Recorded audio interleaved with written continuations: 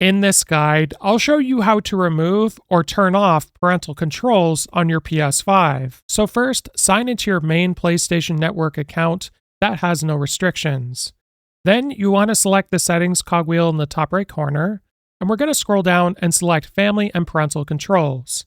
Now once you're here, select PS5 console restrictions, and then you'll have to enter in your passcode. Now if you've never changed it before, it's just going to be 4 zeros. And then once you're in this section, scroll down and select Parental Controls for new users. Now here's where you'll be able to adjust the age level for games and apps. So in order to not get blocked, what I recommend you do is change it to Don't Restrict. This is going to make it so you can play any game of any age level. And I also recommend you do this for your PS4 games as well.